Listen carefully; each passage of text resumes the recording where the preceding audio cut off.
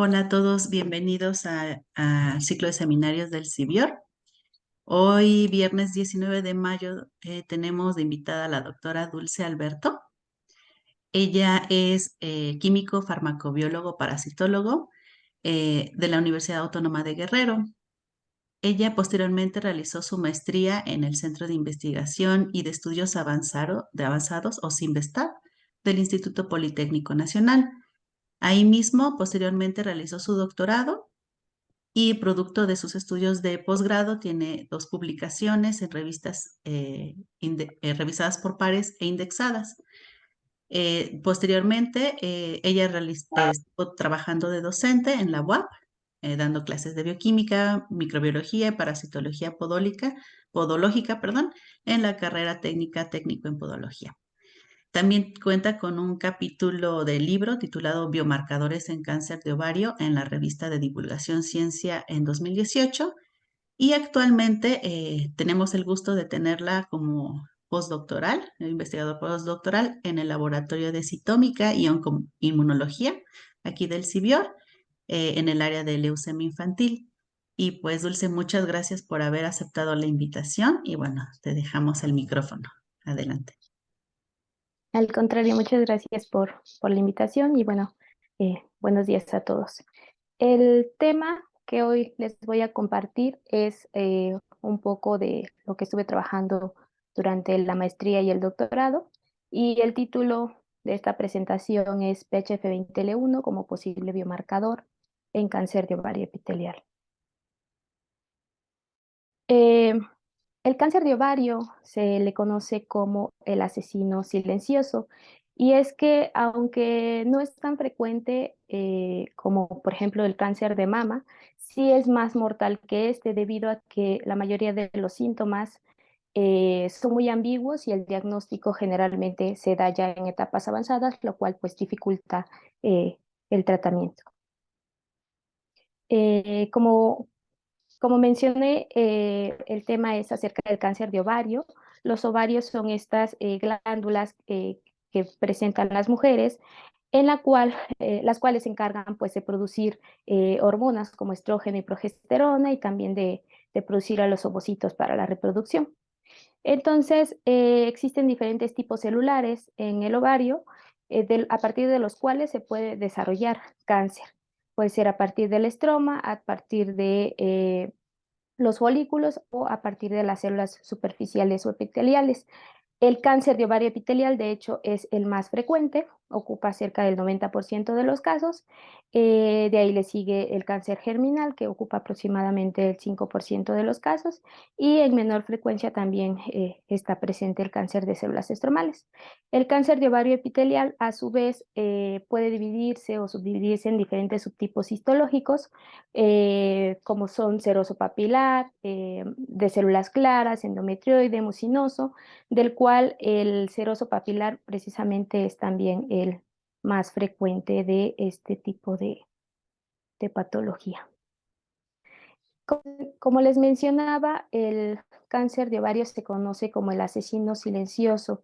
Recientemente, el 8 de mayo, fue el Día Mundial del Cáncer de Ovario. Y precisamente uno de los principales problemas o por los cuales hay una alta mortalidad de cáncer de ovario es que los síntomas pueden ser confundidos con enfermedades gastrointestinales. Por ejemplo, algunos de los síntomas comunes que se presentan son inflamación, dolor abdominal, sensación de saciedad temprana, ganas de orinar con frecuencia. Entonces, esto hace que ni la paciente ni el médico tratante sospeche de un cáncer de ovario. Ya el diagnóstico, por tanto, se presenta en etapas avanzadas cuando quizá ya hay acumulación de líquido en la cavidad abdominopélvica, que se conoce como líquido de ascitis o líquido acítico, el cual es un signo frecuente, pero un signo ya tardío, ya de etapas avanzadas. Entonces, pues esto sucede con mucha frecuencia. El diagnóstico de cáncer de ovario generalmente se da por dos pruebas. Una prueba de laboratorio, que es medir una mucina, el CA125, el cual se eleva en pacientes con cáncer de ovario. Si estos niveles de CA-125 están elevados, se hace también o se acompaña de un ultrasonido. El ultrasonido tiene que ser transvaginal, esto debido a que por la localización anatómica de los ovarios, pues bueno, es difícil verlos o visualizarlos mediante un ultrasonido normal. Entonces, el ultrasonido necesariamente tiene que ser transvaginal, acompañado del CA-125 para que se dé un diagnóstico confirmatorio de cáncer de ovario. Como les mencionaba, en la cavidad abdominopélvica hay una producción de líquido presente cuando las pacientes con cáncer de ovario ya tienen etapas avanzadas de esta patología. De manera normal, en la cavidad abdominopélvica hay una producción de fluido, el cual permite la lubricación de los órganos internos. Sin embargo, cuando se desarrolla el cáncer de ovario, pues el incremento en la producción de diferentes proteínas, la obstrucción que generan estas células malignas a nivel de la linfa, el aumento en la permeabilidad vascular y la disminución de la presión oncótica van a contribuir a que este líquido que normalmente se produce en cantidades bajas y que se va reabsorbiendo, se produzca ahora en mayores concentraciones y que no se pueda reabsorber con la misma facilidad que se hacía. Entonces, esto provoca una acumulación de este líquido en la cavidad abdominopélvica que puede incluso simular a una paciente con cáncer de ovario como si estuviera embarazada, como si estuviera embarazada, porque incluso se les puede drenar hasta 2 litros de este líquido de ascitis eh, de esta cavidad. Entonces, este líquido acítico pues va a contener diferentes proteínas, factores de crecimiento, componentes de la matriz extracelular, que en conjunto pues van a contribuir en gran medida al mantenimiento y también a la metástasis y la quimioresistencia de estas células tumorales. Como les mencionaba, el cáncer de ovario no es el más frecuente. Si lo comparamos con cáncer de mama, pues vemos que la incidencia es mayor, muchísimo mayor en cáncer de mama. Sin embargo, pues de las pacientes que son diagnosticadas, la gran mayoría de ellas desafortunadamente fallece, y esto es en parte por el diagnóstico tardío y también por la quimioresistencia que presentan estas pacientes. Les muestro acá un par de gráficas que muestra la tasa de mortalidad en un periodo del 2000 al 2014, y vemos que la mortalidad desafortunadamente no ha disminuido con el paso de los años. Al contrario, vemos una tendencia a incrementar por esta patología. Y también en la distribución por edad vemos que se presenta con mayor frecuencia en pacientes de edad avanzada, en mujeres posmenopáusicas generalmente, es donde se presenta la mayor cantidad de casos y también donde se presenta la mayor cantidad de muertes por esta enfermedad. Como mencionaba hace un momento, el CA-125 es el marcador que se utiliza o que inicialmente se propuso como un biomarcador de diagnóstico para el cáncer de ovario. Sin embargo, actualmente se sabe que esta molécula no es específica para diagnóstico de cáncer de ovario, ya que se puede expresar o sobreexpresar en otras patologías eh, que incluso pueden ser diferentes a cáncer, como por ejemplo cirrosis, endometriosis, inclusive en el embarazo. Durante el embarazo también se puede elevar esta mucina. Entonces, bueno, pues no es específica. También en otros tipos de cáncer también se puede incrementar, como por ejemplo en cáncer hepático, en cáncer eh, de pulmón, en cáncer gástrico. Entonces, pues es por eso que se acompaña junto con el ultrasonido transvaginal para un correcto diagnóstico, ya que por sí solo pues pudiera ser un resultado falso positivo para cáncer de ovario. Lo que sí es que esta mucina, CA-125, ya está ampliamente descrita, que se utiliza como un biomarcador de progresión. En eso como biomarcador de progresión sí se ha identificado que es muy, muy específico, ya que, por ejemplo, les muestro aquí esta gráfica comparativa de pacientes, donde los niveles de CA125, perdón, en pacientes con una supervivencia menor a 5 años, una supervivencia global menor a 5 años, presentan mayor expresión de CA125 comparados con aquellas pacientes que tienen una supervivencia mayor a 5 años. Entonces, es un marcador pronóstico de esta patología. Entonces, la falta pues, de biomarcadores que pudieran ayudar al diagnóstico y al tratamiento de cáncer de ovario, pues es aunado a que los síntomas son inespecíficos, pues es uno de los principales desafíos para tratar de disminuir tanto las tasas de incidencia como de mortalidad de cáncer de ovario. Por ello, pues en el laboratorio de la doctora Patricia Talamás, en el CIMBESTAB, pues empezó a trabajar hace ya más de 10 años acerca de esta enfermedad, tratando de buscar proteínas, moléculas que eventualmente pudieran funcionar como posibles biomarcadores o blancos terapéuticos. Para esto, pues bueno, se trabajó o se ha estado trabajando en colaboración con el Instituto Nacional de Cancerología, los cuales cuentan con un programa nacional de cáncer de ovario. Ellos reciben la gran mayoría de los pacientes con cáncer de ovario. Entonces, mediante pues, esta colaboración hemos podido obtener tejido, muestras de tejido embebido en parafina, muestras también de líquido acítico de pacientes con cáncer de ovario y muestras de suero también. Y bueno, esto en conjunto con el trabajo que hacemos en el CIMBESTAB, con líneas celulares, con modelos murinos, pues hemos podido encontrar información relevante. Y precisamente lo primero que se encontró en el laboratorio fue una proteína plasmática que se produce en el hígado, que se conoce o que se llama aptoglobina, la cual se encontró sobreexpresada tanto en suero de pacientes con cáncer de ovario como en ascitis de pacientes con cáncer de ovario y también en tejido tumoral. Esta proteína, además, se encontró que se encuentra fucosilada. La fucosilación es un proceso de modificación posttraduccional, un tipo de glicosilación, el cual pues involucra la adición de residuos de fucosa en sitios específicos de proteínas. Entonces, esta proteína aptoglobina, además de estar sobreexpresada, estaba fucosilada en estas muestras de pacientes con cáncer de ovario epitelial. Entonces, esto fue algo que llamó mucho la atención y de hecho algo con lo que se sigue trabajando en el laboratorio.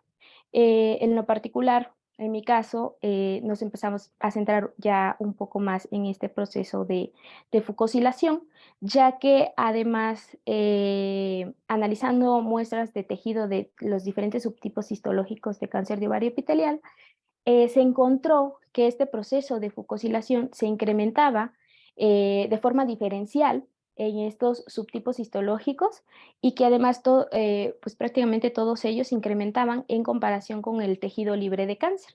Entonces, estábamos observando acá que este proceso de fucosilación y que también la aptoglobina eran pues moléculas que se estaban incrementando en el tejido tumoral. Esto nos llevó a la pregunta de analizar si el líquido acítico o los componentes del líquido acítico eran capaces de incrementar la expresión de la fucosilación. Para esto utilizamos pues líneas celulares de cáncer de ovario, en este caso les muestro SCOP3, que es una línea celular de cáncer de ovario epitelial, en la cual pusimos o estimulamos a estas células a diferentes, cantidades, tiempos, de incubación con el líquido acítico, ya que el líquido acítico pues funcionaría como un microambiente que está haciendo o que ha sido modificado por las células tumorales. Entonces quisimos poner en contacto a estas células, a estas líneas celulares, quisimos ponerlas en contacto con este microambiente del cáncer de ovario epitelial y ver el efecto que producía sobre la fucosilación. Y lo que vimos fue que la fucosilación se incrementaba bajo el estímulo con estos líquidos acíticos. Con diferentes líquidos acíticos veíamos un efecto bastante similar, un incremento en la fucosilación, sobre todo visualizado a las 72 horas, y que además del incremento en la fucosilación, también observamos que el líquido acítico producía cambios en la morfología de las células. Vemos en la condición control unas células con un fenotipo más epitelial, mientras que cuando estas células son incubadas con líquido acítico, vemos que su morfología se modifica y se les ve una morfología más alargada tipo fibroblasto. Después descubrimos que este cambio en la morfología celular estaba dado por un proceso que se conoce como transición epitelio-mesénquima, que era precisamente lo que se inducía en estos cultivos, dado que el líquido acítico, la citis, contiene diferentes moléculas que pueden inducir la transición epitelio-mesénquima, como por ejemplo TGF-beta. Entonces, una vez que determinamos que la fucosilación se incrementaba, quisimos conocer cuáles eran las proteínas que estaban siendo fucosiladas. Para esto, hicimos un ensayo de cromatografía de afinidad en el cual utilizamos la misma lectina. Las lectinas son proteínas que se encargan de identificar diferentes carbohidratos. En este caso utilizamos a la lectina Aleuria aurantia, la cual identifica fucosilación tanto central como terminal. Y esta lectina entonces la utilizamos tanto en el ensayo previo como en la cromatografía de afinidad para tratar de purificar a todas las proteínas que estaban siendo fucosiladas por este estímulo de ascitis. Y una vez que tuvimos este enriquecimiento de proteínas fucosiladas, mediante espectrometría de masa se identificó la identidad de dichas proteínas. Identificamos en total 8 proteínas, de las cuales les muestro acá 3, la PHF20L1, BRPF1 y CTNF224. Estas proteínas quisimos corroborar el estado fucosilado mediante ensayos de colocalización por inmunofluorescencia. Bajo la condición control, células SCOP3 en medio de cultivo convencional y células SCOP3 estimuladas con ascitis, y también muestro acá otra línea celular de cáncer ovario, la SOPCAR3, bajo el estímulo de ascitis también. Y lo que encontramos fue que en rojo podemos ver a la proteína, ya sea PHF20, BRPF1 o CTNF.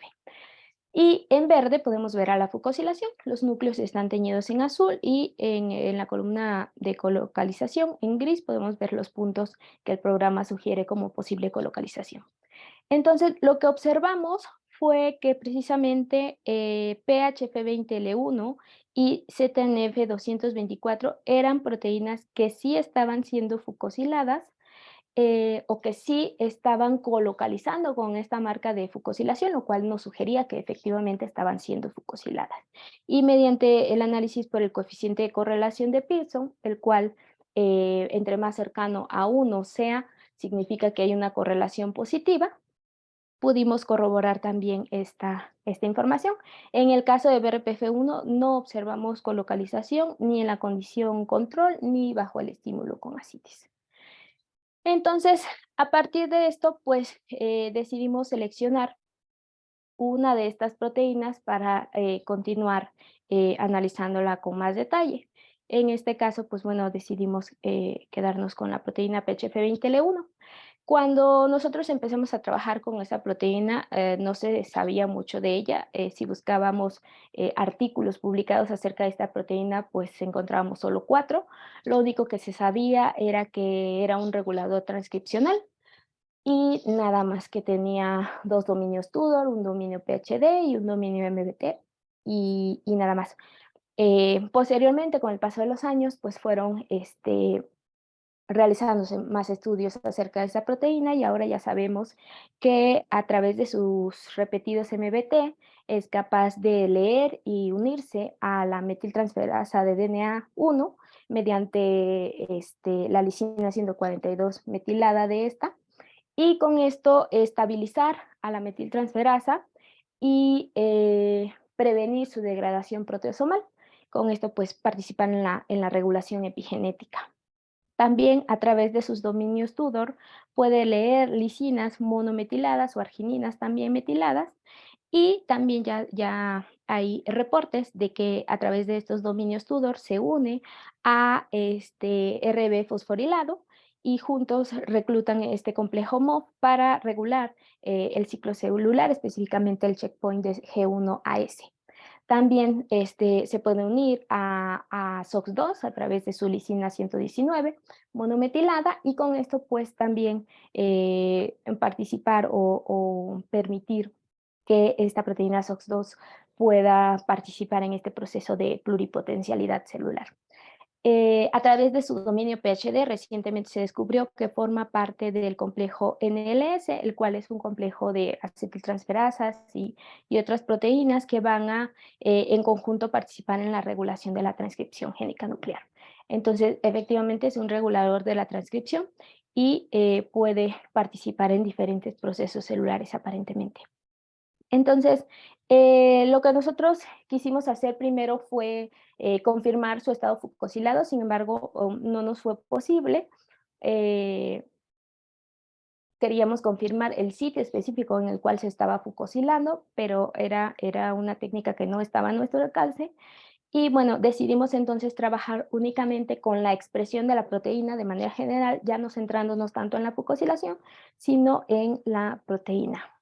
Entonces, lo que quisimos fue analizar el papel y el nivel de expresión de PHF20L1 tanto en líneas celulares con cáncer de ovario bajo el estímulo de ascitis y también en muestras de tejido tumoral de pacientes con cáncer de ovario.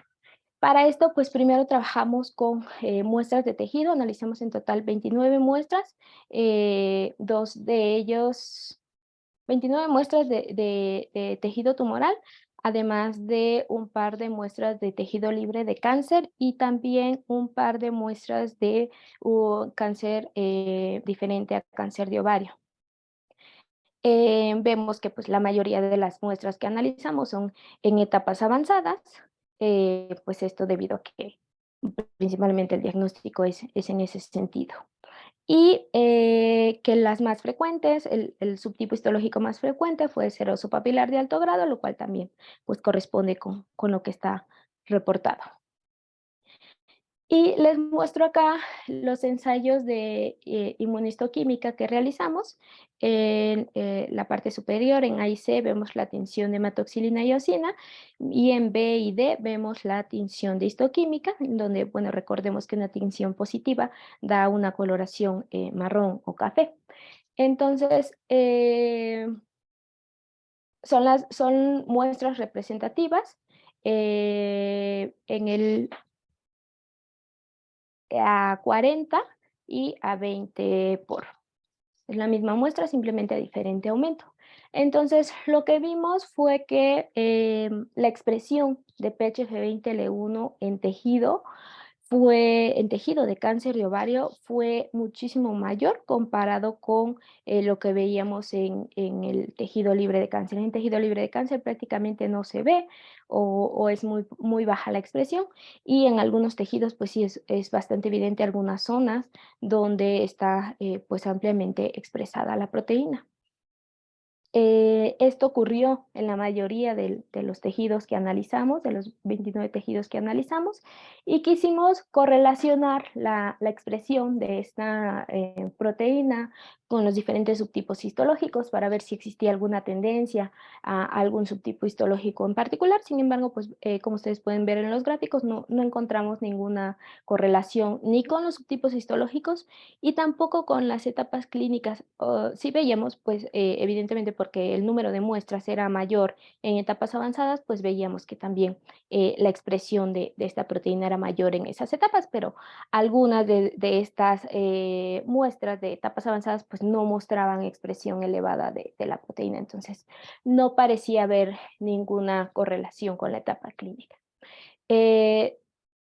También intentamos correlacionarlo con la edad o con los niveles de A125, pero tampoco encontramos ninguna correlación positiva.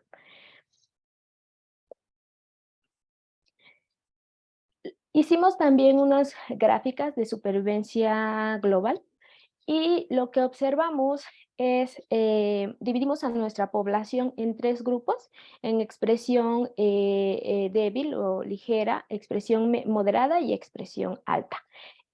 Para esto nos basamos en el, el score inmunoreactivo, el cual nos permite, nos asigna un valor de 0 a 12 y nos permite determinar eh, tanto por la intensidad de la marca o de la tinción, como por el número de células positivas, nos permite determinar qué tanta pues, expresión general tenemos de la proteína, donde el valor de 0 a 12 es negativo, de 3 a 4 es débil, de 6 a 8 es moderado y de 9 a 12 es fuerte. Entonces, así fue como hicimos la clasificación de nuestras muestras y lo que observamos fue, dividimos también todas las muestras y las muestras de etapas tempranas y etapas avanzadas. Entonces, analizamos supervivencia global y supervivencia libre de progresión y lo que encontramos fue que aunque no hay resultados significativos, sí vemos una tendencia a que la supervivencia global eh, de los pacientes con cáncer de ovario que presentan una expresión mayor de PHF20L1, su supervivencia global disminuye comparado con aquellos que presentan una expresión moderada o baja.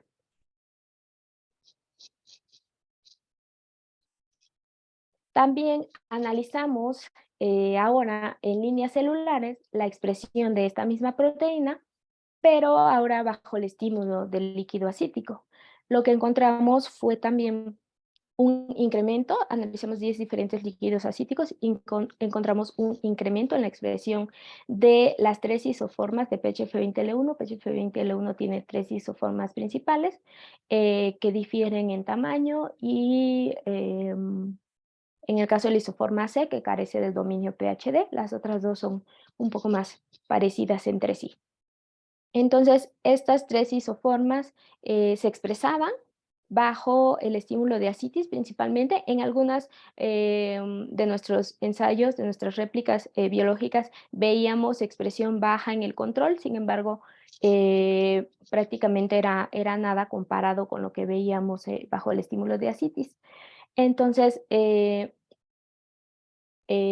también hicimos un ensayo de supervivencia utilizando pues esta información de los Western blots, tanto para la isoforma A como la B y la C, y aunque nuevamente no vemos resultados significativos, lo que sí pudimos ver es que de manera similar se observa una tendencia similar a a una menor supervivencia global en aquellos pacientes, en aquellas muestras, perdón, que expresaban más PHF20L1 bajo el estímulo de ascitis, comparado con aquellas que expresaban menos. En este caso, como la expresión fue por Western blot, pues únicamente hicimos una selección manual para dividir aquellas muestras que expresaban menos PHF20L1 comparado con aquellas que expresaban más. Pero la tendencia fue similar a lo que veíamos en las muestras de tejido de pacientes con cáncer de ovario epitelial. También quisimos conocer con qué proteínas estaba interactuando PHF20L1. Para esto hicimos ensayos de inmunoprecipitación acoplado a espectrometría de masas y lo hicimos bajo las dos condiciones, tanto en las células mantenidas en medio de cultivo convencional como las células estimuladas con líquido acítico. Y lo que observamos de entrada fue que el número de interacciones de PHF20L1 bajo el estímulo de ascitis incrementaba comparado con aquellas interacciones que observamos bajo la condición control de células SCOP3 mantenidas en medio de cultivo convencional. Entre estas proteínas, pues encontramos a varias histonas, encontramos también a la HCP90, a la RCF1 y quisimos corroborar una de las interacciones mediante coinmunoprecipitación. Lo hicimos en este caso utilizando la histona H2A, la cual se sabe que es una proteína que se monometila en la arginina 3. Entonces, era de esperarse que los dominios que presenta PHF20L1 pudieran estar reconociendo precisamente a la histona H2A por esta modificación postreaccional que tenía. Y lo que observamos fue que efectivamente inmunoprecipitamos con PHF20L1 y revelamos con H2A, y lo que encontramos fue pues la presencia de esta proteína H2A, lo cual pues corroboraba de alguna manera esta interacción directa entre estas dos proteínas. Quisimos también conocer si existían interacciones conocidas ya entre las proteínas identificadas, para lo cual utilizamos la base de datos string, y vemos que pues en el caso de las proteínas identificadas en la condición control, pues no hay muchas interacciones conocidas. En el caso de las proteínas identificadas bajo el estímulo de ascitis, pues al ser más proteínas también la probabilidad de interacción también incrementó y se refleja en la imagen. Y bueno, una de las proteínas que también nos interesó mucho fue la proteína Caprin-1, la cual era una proteína que se sabe que reconoce, es una proteína de unión a RNA y que se encontró tanto en la condición control como en la condición de estímulo de ascitis. Y esto nos llevó a hacer una red de interacción de PHF20L1 junto con diferentes sirnas o RNAs pequeños, perdón, microRNAs pequeños, perdón, que pudieran estar interactuando con PHF20L1 y también con las otras proteínas que identificamos. Les muestro acá la red de interacción y vemos o resaltamos aquí algunos mirnas que nos resultaron de interés, los cuales ya están reportados, que participan, si bien no en ovario, todos ellos, pero sí participan en diferentes procesos celulares que son importantes para el cáncer, como por ejemplo la migración, la invasión, la apoptosis, proliferación, metástasis o resistencia a quimioterapia. Entonces, esto nos llamó mucho la atención. De hecho, por ejemplo, el Mirna 208A ya está reportado que se expresa en cáncer de ovario y que además está regulando negativamente el proceso de migración celular en células de cáncer de ovario. Y esto nos resultó bastante interesante porque cuando nosotros nos fuimos a analizar el posible papel de PHF20L1 en el proceso de migración celular, encontramos algo similar. Para esto utilizamos sirnas para hacer un knockdown de PHF20L1 y nuevamente utilizamos la línea celular SCOP3 y evaluamos a diferentes tiempos, hasta 48 horas, mediante ensayo de herida y cierre, este proceso de migración celular. Y lo que observamos fue que en el caso de cuando se utilizaban los sirnas, es decir, cuando disminuíamos o inhibíamos la expresión de PHF20L1, la herida se cerraba más rápido comparado con cuando no se utilizaba o cuando se utilizaban sirnas controles. Esto nos sugería que PHF20L1 podría estar regulando quizá a este proceso de migración celular, pero de forma negativa. Este ensayo lo repetimos con 2 líquidos acíticos diferentes y observamos una tendencia bastante similar.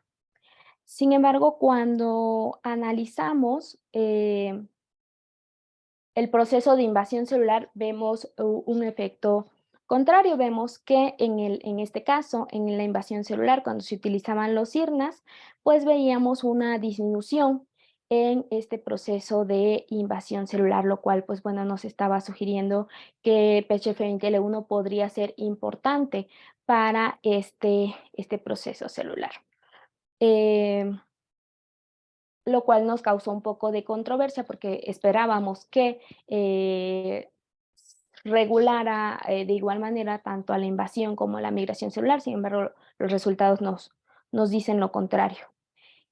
Quisimos hacer más experimentos, sin embargo, pues después de esto se vino la pandemia y fue que no pudimos analizar otros posibles papeles o la implicación de PHF20L1 en otros procesos celulares que nos resultaban interesantes, como por ejemplo invasión o quimioresistencia. Por ello, pues bueno, esto fue todo lo que pudimos hacer, y entre las conclusiones que pudimos obtener es que, dado los resultados que obtuvimos por inmunohistoquímica, en la cual vemos esa tendencia de PHF20 hacia una mayor expresión en aquellas pacientes con una supervivencia global menor, pues sugerimos que PHF20L1 podría ser considerado como un potencial biomarcador en cáncer de ovario. Claramente nos faltan más estudios, analizar más muestras para poder pues, postularlo finalmente como esto. Los ensayos de cromatografía de afinidad y espectrometría de masas, junto con los ensayos de fluorescencia, pues sugieren que esta proteína está fucosilada. PHF20L1 se sobreexpresa, como ya vimos, en muestras de tejido tumoral de pacientes con cáncer de ovario. También se sobreexpresa como consecuencia del estímulo generado por la citis proveniente de pacientes con cáncer de ovario. Y esta proteína pues, podría estar implicada de forma importante en procesos celulares como la progresión tumoral, de forma importante en procesos celulares importantes para la progresión tumoral como migración e invasión celular. Y bueno, lo que les mencionaba, pues necesitamos más estudios para poder determinar el potencial de esta proteína.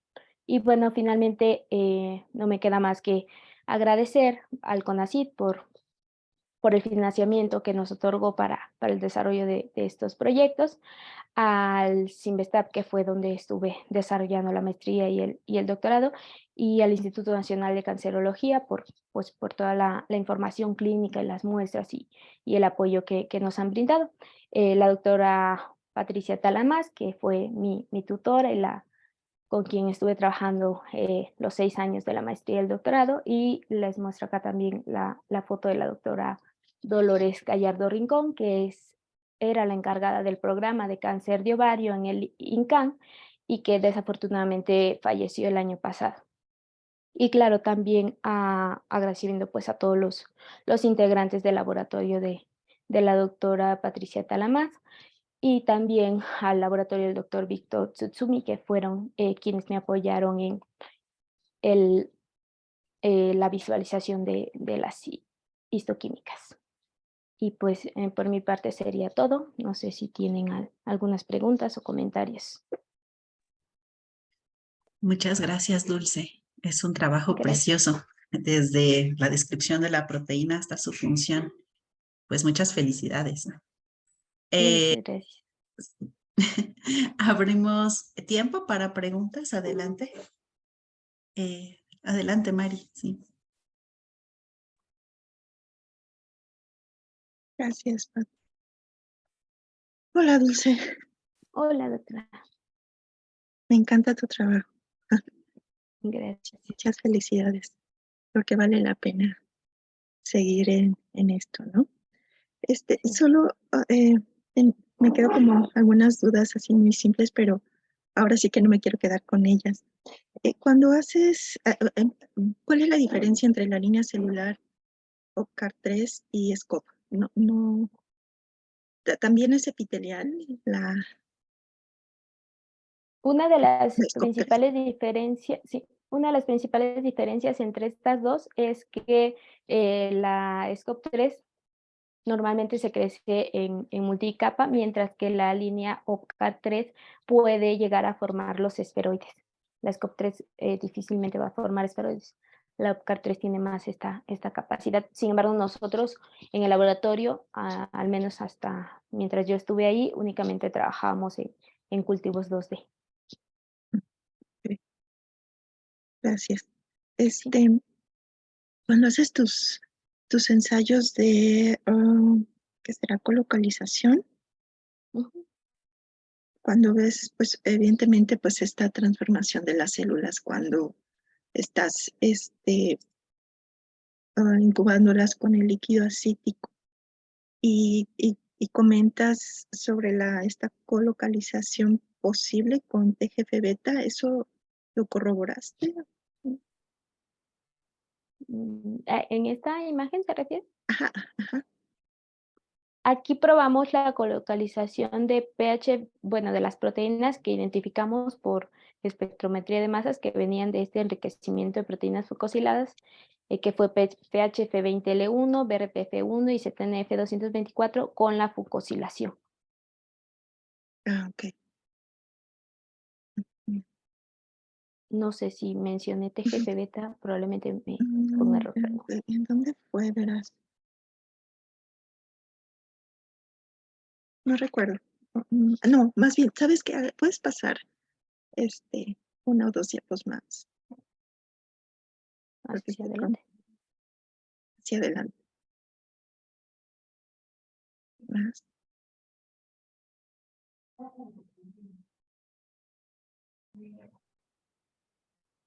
No, ¿verdad? Ok. Creo que me confundí. Oye, Dulce, en relación a esta, pues, esta función que nos comentas de PH20L1, o sea, bueno, sabes que es un regulador transcripcional y el dato interesante que comentas sobre la regulación del ciclo celular. ¿Hiciste algo al respecto? Hice solo un ensayo Ujú. porque justo esta semana que se vino todo lo de la pandemia, sí íbamos a analizar ciclo celular. Solo me dio tiempo a hacer un ensayo y se veía que bajo el silenciamiento sí había una disminución de las proteínas en fase,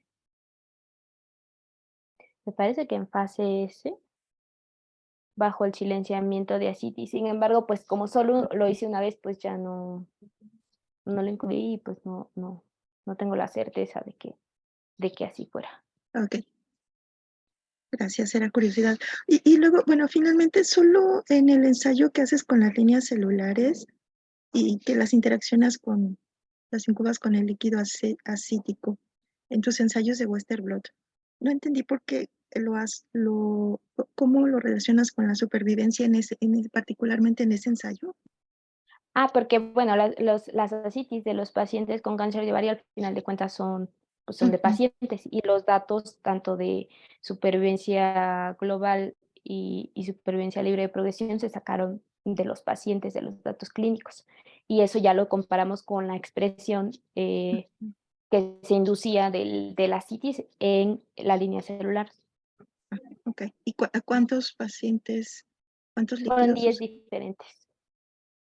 y todos se comportaron No, parecido? como se ve, por ejemplo, en el Western Es blot, que, no todos expresaban, la mayoría de ellos, por ejemplo, a las 24 horas, 8 de 10 sobreexpresaban PHF20L1.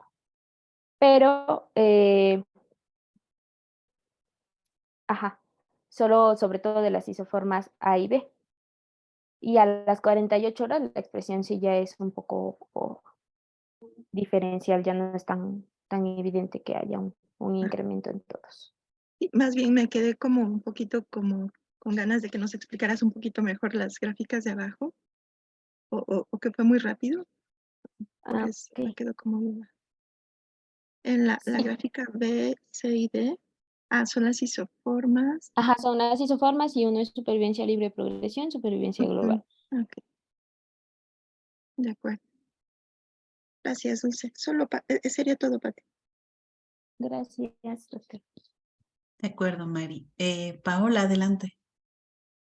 Gracias, Pati. Gracias, Dulce. Muchas felicidades por tu trabajo. Yo no había visto tu trabajo la vez anterior que presentaste. Mi Gracias. pregunta es sobre la fucosilación de PHF20L1, porque la identificaron como proteína fucosilada y después se centran un poco más en la función de la proteína, como ignorando un poco su fucosilación.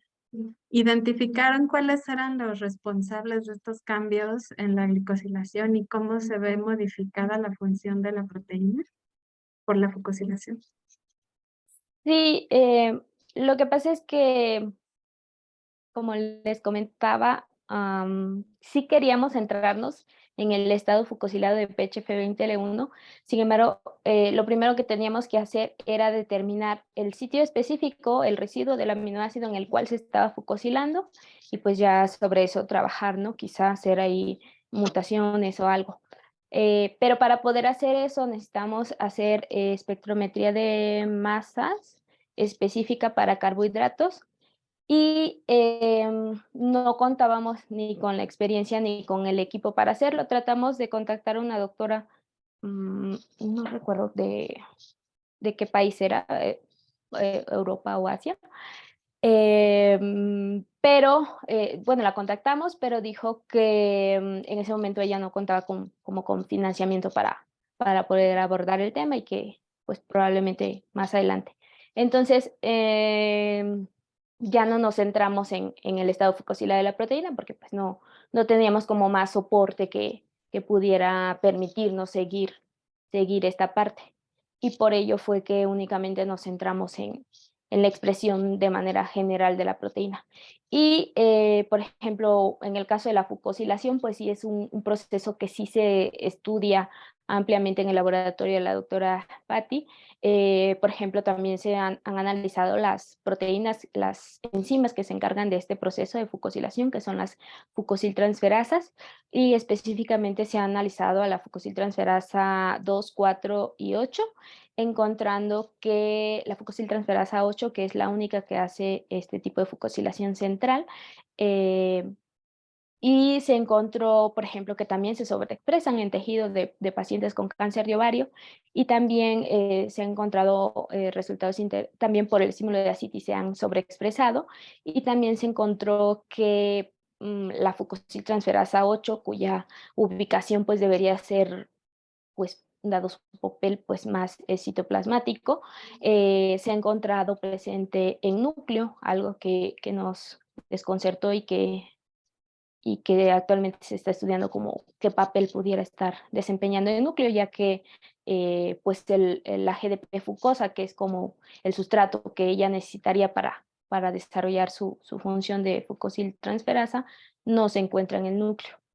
Pero sí, o sea, sí queríamos analizar su estado fucosilado y ver qué implicaciones tenía, pero ya no nos fue posible. Ok, muchas gracias. Sí, a ti. Gracias, Pau. ¿Alguna otra pregunta? Pues si no, mientras se animan, yo tengo unas preguntas.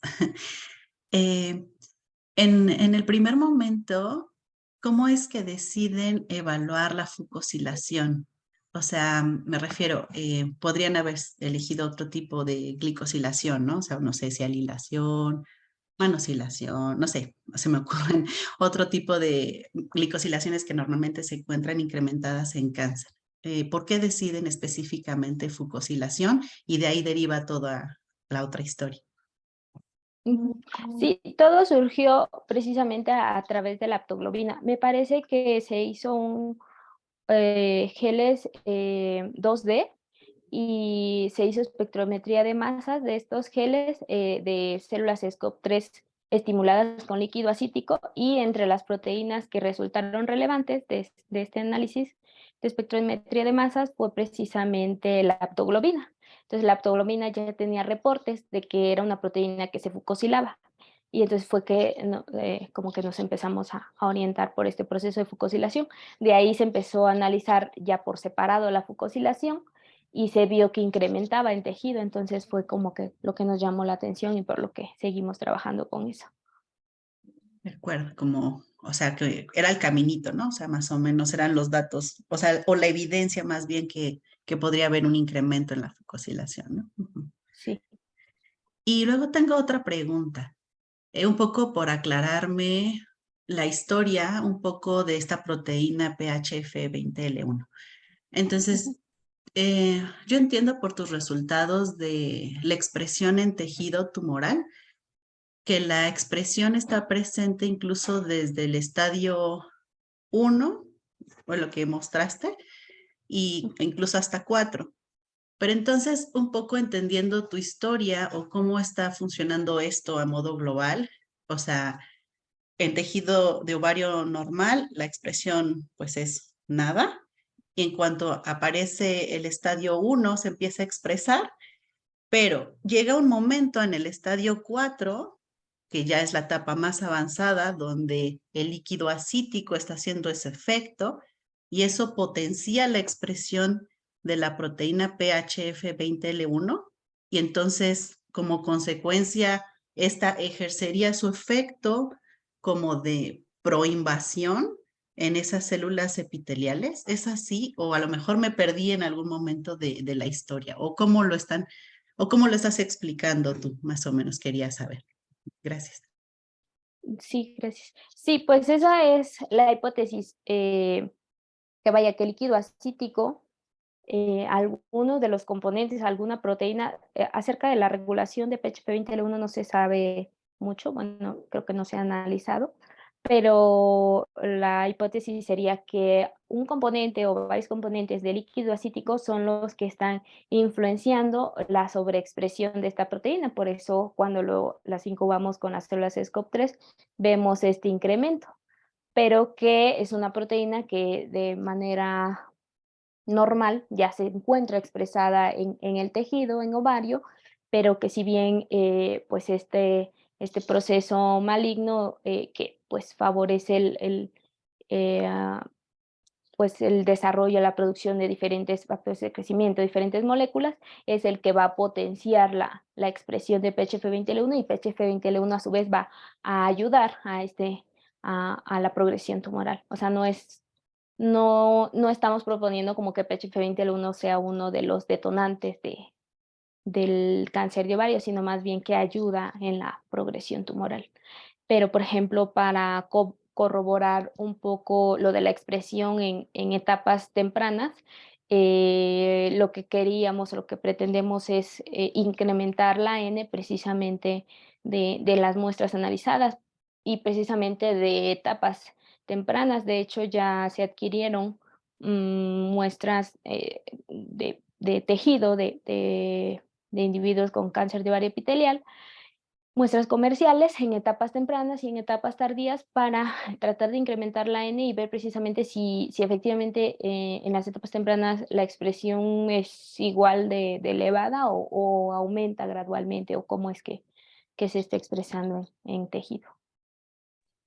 Ah, de acuerdo. Y entonces nada más como que faltaría en la historia un poco ver qué efecto ejercería entonces la fucosilación sobre la proteína, ¿no? Porque a lo mejor estaría haciendo, o sea, o algo peor, ¿no? ¿O qué se sabe de la fucosilación específicamente, o sea, a modo general, en cáncer de ovario? ¿Hay algo que se sepa? En cáncer de ovario, no tengo ningún un dato que se me venga a la mente, pero lo que sí recuerdo es que, por ejemplo, la fucosilación, de manera general, cuando una proteína se fucosila, la fucosilación ayuda a aumentar la vida media de la proteína. También porque le da como mayor estabilidad y un poco la protege de degradación. También la fucosilación pues es un proceso importante en el reconocimiento ligando-receptor, eh, lo cual pudiera sugerirnos, en este caso, que quizá PHF20L1, como veíamos en los ensayos de colocalización, vimos colocalización bajo el estímulo de ascitis y no así en la condición control.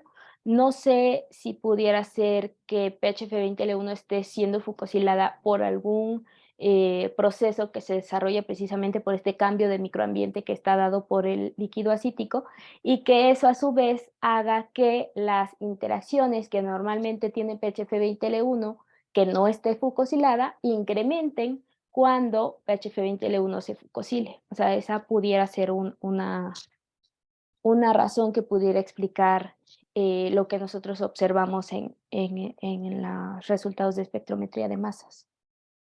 Ujú. Sí, gracias. Bueno, yo por mí ya no tengo preguntas. No sé si alguien más quiere preguntar. Pueden abrir micrófono, poner en el chat. O al Parece, rato me comentan. exactamente. Pues parece que de momento ya no tenemos más preguntas aquí. Y bueno, pues entonces te agradecemos mucho tu seminario. La verdad es que es muchísimo trabajo. Muchas felicidades. Y pues estaremos dándote tu constancia de participación. Muchas gracias. Gracias a todos. Hasta luego. Gracias.